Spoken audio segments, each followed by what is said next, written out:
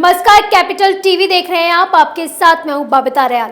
विधानसभा चुनाव जैसे जैसे नजदीक आ रहे हैं वैसे वैसे सभी राजनीतिक पार्टियां भी नई नई रणनीतियां अपनाकर अपने वोट बैंक मजबूत करने का काम कर रही हैं।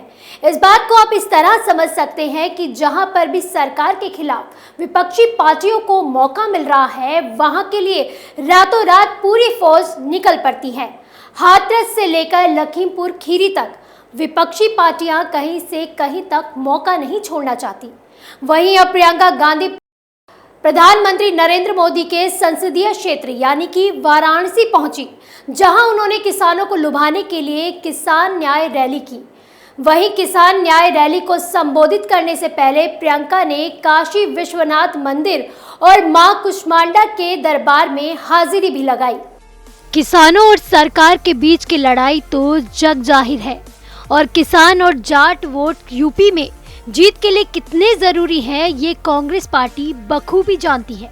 तभी तो सभी मुद्दों से हटकर किसानों को न्याय दिलाने के लिए प्रियंका यूपी में लगातार भ्रमण कर रही हैं, क्योंकि प्रियंका जानती हैं कि अगर यूपी का ताज चाहिए तो किसानों और जाटों का साथ चाहिए। तभी तो राजस्थान में हुई बर्बरता को दरकिनार करते हुए यूपी के किसानों को न्याय दिलाने का दिखावा कर रही हैं। ऐसे में सवाल ये भी है कि क्या किसान पंजाब में नहीं है, क्या किसान हरियाणा में नहीं है और क्या किसान राजस्थान में नहीं है, क्योंकि विरोध तो पूरे देश के किसान कर रहे हैं। तो फिर चुनाव से पहले किसानों की आड़ में यूपी में सियासी जमीन तलाशने की कोशिश की जा रही है। क्या सारी हिंसाएं यूपी में ही होती हैं? क्या सारी घटनाएं यूपी में ही होती है? क्या ये सब कांग्रेस शासित राज्यों में नहीं होता? जब वहां कुछ भी होता है तो फिर प्रियंका के मुंह पर ताला क्यों लग जाता है?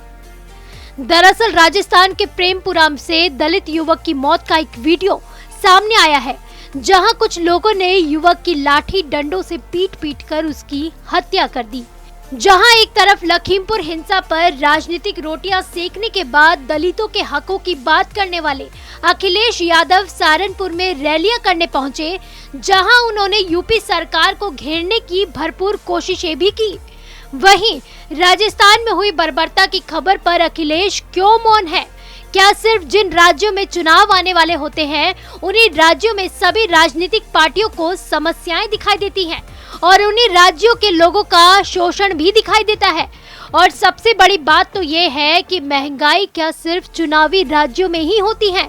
आखिर राजस्थान में हुई हिंसा पर सब पार्टियां क्यों मौन है?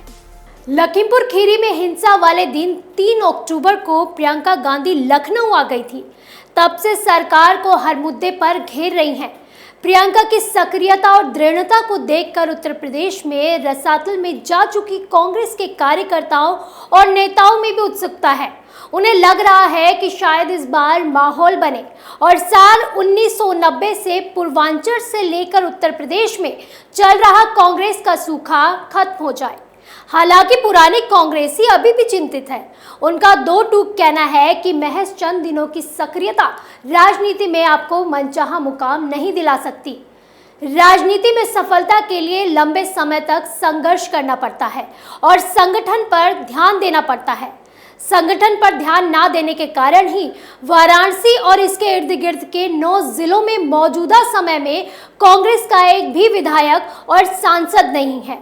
ऐसे में ये नहीं कहा जा सकता कि प्रियंका की एक रैली से कांग्रेस में जान आ जाएगी, क्योंकि कांग्रेस अपने इतिहास के सबसे बुरे दौर से गुजर रही है। इसकी वजह पार्टी के अंदर मचा घमासान भी है, जिसे शांत करने में आला कमानधारी नाकाम साबित हो रहे हैं। फिलहाल कैपिटल टीवी में इतना ही। बड़ी और तमाम खबरों के लिए आप देखते रहिए कैपिटल टीवी। नमस्कार।